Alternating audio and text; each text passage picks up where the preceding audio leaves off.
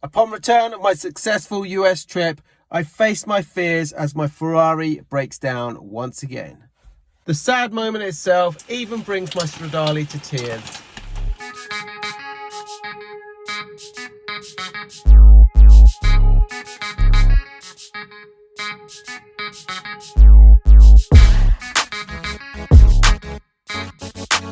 Hey guys, a warm welcome back to the channel.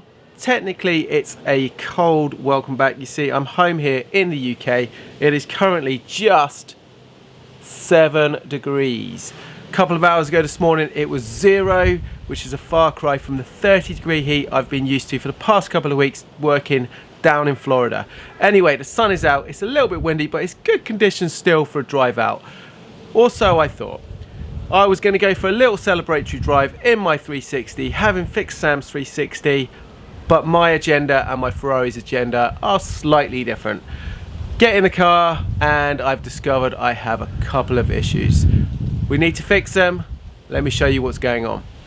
So here's the 360. Let me just first show you the view I came back to. In a couple of weeks I've been away, the car's tried to camouflage itself. That needs a good old clean up. Anyway, let's get into the 360 and I shall show you what's happening. Key in the ignition, turn it on. You can hear my F1 pump. Turn the key, try the button. Nothing happens. That is the first of 2 problems with this car. 2 problems, not just the one.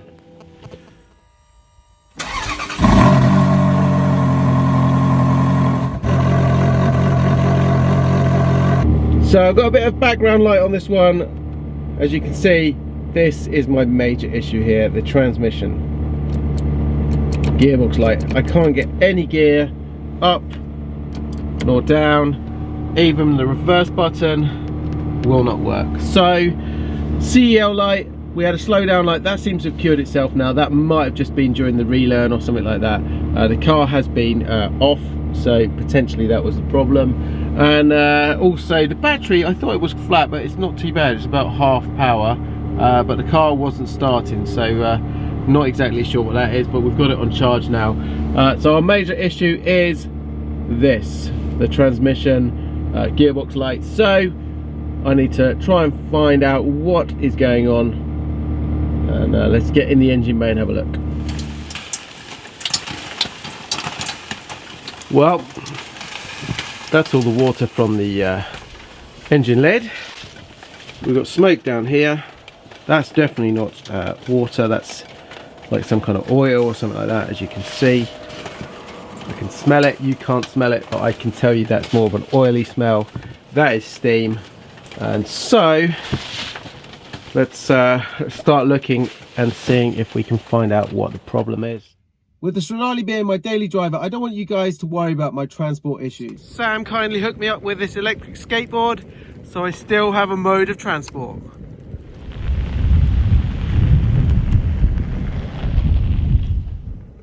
So who needs those, right? I've got electric. So I've topped up the reservoir just to see if it makes any difference. Foot on the brake. First gear, you can hear it happening at the back, you can hear movement, but nothing here. There you go, I got second will go in, nothing else. Something very, very strange going on here. You can hear it, it feels like the car is in gear right now, but it's not right. This means I'm going to have to remove the Ferrari's rear bumper and take a closer look into the full F1 system. So I'm just in the process of trying to remove the actuator from the side of the transmission gearbox. I've got most of the stuff off, but I've just noticed something that's rather strange. Now, I have not driven this car for a long time. Now, if you look under here, it looks to be very, very oily, like fresh. I don't know if this is going to come out on video, but this all looks fresh. Now, this car has not moved. I can understand a bit back here because I've just filled the F1 reservoir, but all of that there like, you can see the shine from the camera light on that, and with the naked eye you can really see it a lot more clear. So I'm just wondering if I got a leak of something else in this car as well that's causing a problem. Earlier on in the year, I had a similar problem with the car, and it was all down to this actuator here. So I did a couple of videos, we dissected it, we looked right into it, figured out how it worked. Since then, I've had quite a few guys with 360s and 430s saying they've got very similar problems with their F1 system on the cars. So I thought I'd do a quick overview of how the system works, how it all goes together. Hopefully that will help you guys out. So first of all, here's my spare system. We have the TCU. So the TCU, otherwise kind of known as the computer or the brain of the operation, communicates with the rest of the components in the F1 system. This sits behind the driver or the passenger seat, depending if you've got a left or a right-hand drive. And this is something that's often upgraded. As you can see, mine is a Stradale version. Often people with the F1 system on a Modena or a Spider, they will upgrade it to a Stradale TCU because it gives you faster shifting. So I got my wiring, my fake wiring here, just to give you an idea of the loom. That runs through the back of the car, and it runs through to what we call the F1 power unit and the pump. Let's start by looking at the F1 pump. This is a very common failure point in the F1 system. So most people now know you can replace these with the alpha equivalent part for a fraction of the cost. It's normally the motor that goes wrong, but the functionality of this is obviously to pump the fluid around the system. We then have what's known as the F1 power unit. That is this area here. So our F1 power unit is made up of the body here. We have 6 solenoid valves, 3 either side. I'll explain what they are used for. We have what is called an accumulator here, which is a vessel that contains all the pressure. And then we have our fluid reservoir, where we feed our F1 fluid in. So normally have a lid on that. So then we have from the body itself, the lines that feed the fluid down all the way to the actuator. So we have the F1 fluid, which sits in our F1 reservoir on our F1 power unit. We then have the F1 motor, which sits on the side of this. That's responsible for pushing the fluid around the system here. It's contained under pressure with the F1 accumulator, sits on top of the unit. We then have 6 solenoid valves, 3 either side. We've got EV1 through to EV5. They are responsible for pushing the fluid down these pipes to the F1 actuator. How that works is the TCU, the brain of the system, sends a signal. It will open up a series or a combination of valves, pushing the fluid down those valves to the actuator. I'll explain what happens to there in a second. We then have a 6 solenoid valve, which is EVF, and that is solely responsible for pushing fluid down a separate line to the F1 clutch actuator. The final component in the system is the F1 actuator. This sits on the side of the transmission gearbox, and basically its functionality is to replace a manual gearbox system. How it does that is through this selector here, and I'll show you where that marries up to on the transmission. But basically we've got 2 axes here, so our X and Y, let's call them. So we've got our up and down movement, and we've also got a side to side movement of this here. It's quite difficult to do it, as you can see. There we go. So up and down, side to side of this pin. Depending on that selection, it's going to marry up with the gearbox, and it's going to select 1 through to reverse with neutral. All right, how it does that. So we've got these 5 ports here. They take the lines with our fluid. Depending on our combination of our solenoids on our F1 pumps, our F1 power unit system, it will feed through into these lines. And we have 2 shafts. So our shafts are going to be responsible for the up and down and the side to side. So we've got one at the top, one at the bottom. So the bottom one, we have this component here. This is our up and down movement. So when we got fluid pushing through here, it's going to push a shaft that normally sits in there, and it pushes this cam up and down. So this is rigid inside the mechanism, and it pushes this cam arm up and down, which in turn lifts this up and down. The other one is this top one, and that is a backwards and forwards motion, and obviously that marries up with this part of it. And that's simply how it works. I will show you how that works inside the gearbox itself. Okay, so how does that work in combination with our gearbox? So this bolts obviously onto the side, the up and down movement side to side, then sits in here on the selector forks for our transmission gearbox, and depending on our combination of up, it's going to select one of these four, and backwards and forwards is going to go forwards or backwards on these, and that is going to select one of our gears within the transmission. So hopefully that helps. Hopefully that explains how the system all works. The difference between that and a manual, your manual little bit sits on the side there, and your cables run through to the 6-speed gear selector in the center console, and that basically takes place of your manual movement, which will do exactly the same in here. Like I say, that gearbox, that transmission is exactly the same on the F1 system as it is on a manual car. So we've topped up the F1 fluid, it's not made a difference. So the next thing I need to do is I want to bleed the system, run some diagnostics, run some tests. So I'm going to take my computer system. This is an amazing bit of kit. It's a plug and play, so it's the software, the dongle and the tablet all in one. It's not just for Ferrari. This is some of the European stuff, loads more, Chinese, American, everything like that. All kinds of cars. If you guys are interested, email me. I'll leave my email in the description below. I'll tell you where you can get one of these. Very handy. So I'm gonna get onto the car and bleed the system. So we start with the dongle, which communicates with the car. That needs to plug into the OBD2 socket, which is under the dash down here.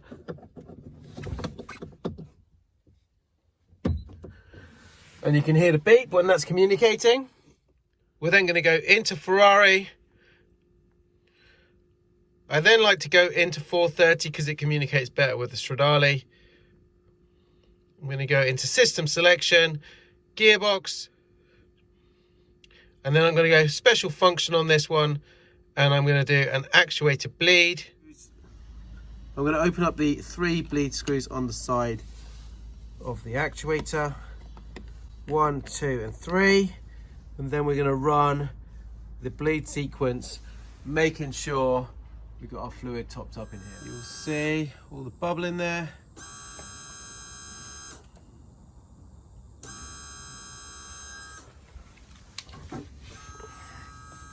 You don't actually see anything coming out of here, which is always strange. This takes about a minute. I'm going to run through it, nip those 3 screws nice and tight afterwards. Hopefully that should be done. I'm then going to come back to my computer and we're going to do a self-learn. And you can hear it going in the back. And you'll see it going through all the gears on the dash there. Now, one of the issues with the self-learn, I've done it twice now, it stops at 5 and it gives me a gearbox light. So I think I have a slight problem here. This could be a clue as to what the problem is. A second issue I'm getting is I'm selecting a gear such as reverse on the computer, but I'm getting second displayed here and on the actuator itself.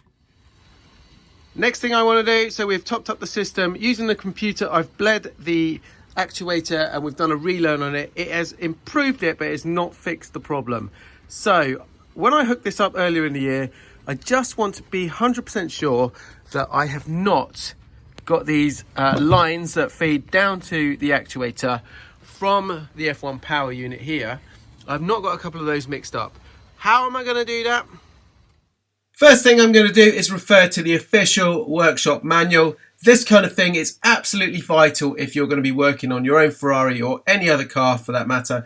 It contains all the information you know, diagnostics, torque specifications of putting things back together, general index here of everything that you can see, injection system, engine, suspension, everything you need to know.